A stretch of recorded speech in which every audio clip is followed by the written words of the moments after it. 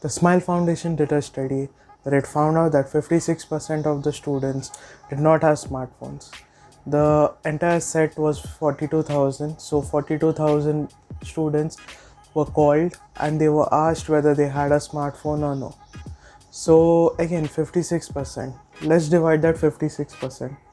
From that 56%, 43% people had a basic feature phone, a phone again which you cannot connect to the internet, and other than that 12% did not have access to either a smartphone or a basic phone. So what do we learn from this? It is basically that we are not ready for the online education. The infrastructure is not there, people are not ready. In some places I've seen even teachers struggle with online education as they don't understand the new terms. Again, someone from my generation who just joined in, they may be able to sort it out easily, but there are some teachers who are still finding it hard. Other than teachers, parents have to give their time while children are studying. Like again, it used to happen that for 6 hours the teachers used to pay attention, but now it's the parents who are paying attention. So the ecosystem is changing a lot. So where digital media fails, there is traditional media. So how is traditional media helping? So in Jammu and Kashmir, especially in the district Doda, there are lessons taught via radio. So lessons are taught on a particular frequency on radio. This is a wonderful way because people have access to radio. Majority people, they use radio. Next, what Kerala is doing, Kerala is using the television.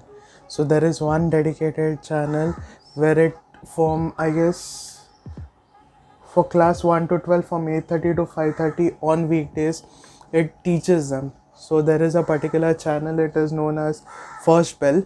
So first bell, children can come and learn via the medium of TV. The same study which showed 56% people who did not have access to phones, there 68% people had access to the TV. So the TV, again, Kerala has wonderfully used the TV as a medium to teach the children.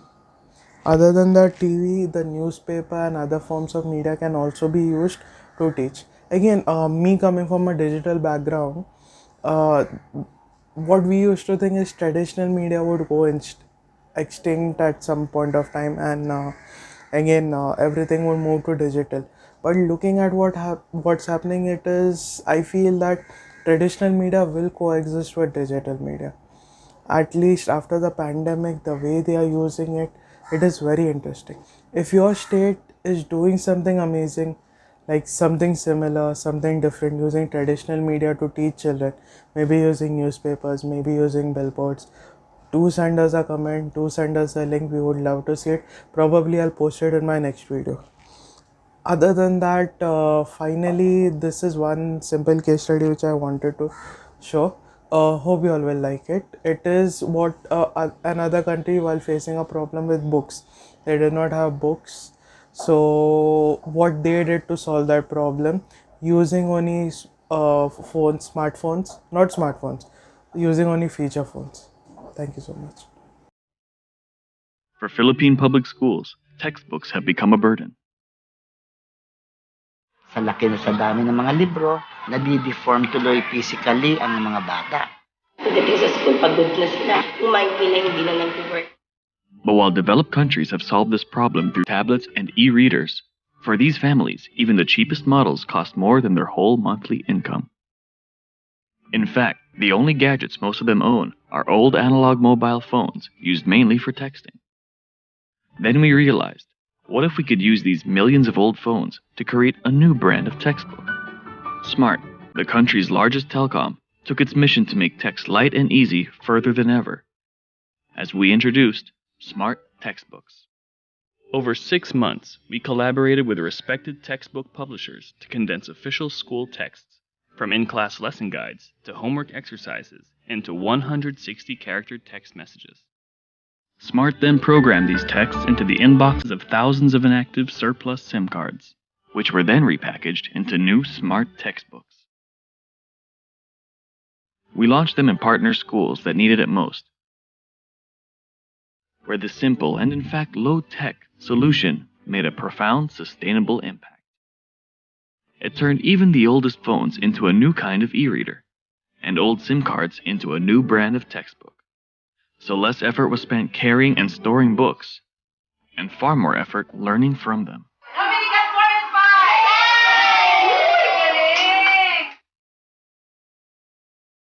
And with petitions and pledges from more schools and education sector members, Smart Textbooks is going even further.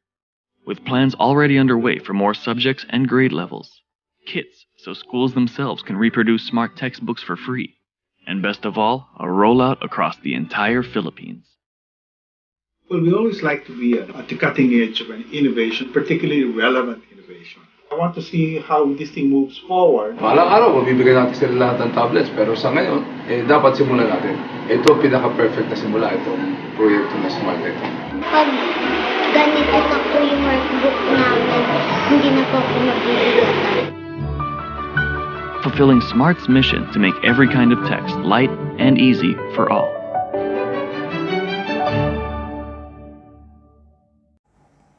So people from the 90s or before that will realize that their SIM card had a particular memory to it. Like you could store only 200 to 300 SMSs.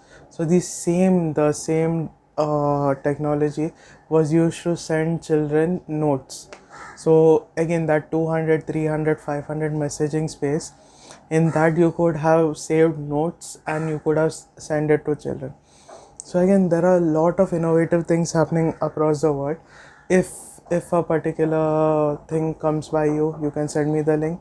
We'll probably discuss about it in the next episode. I want to discuss a lot of chatter on, again, people should be reducing their fees. Schools should be reducing their fees because again, the infrastructure is not being used. Parents are getting a salary cut. People are not getting salary. So let's discuss that in the next episode. Thank you so much.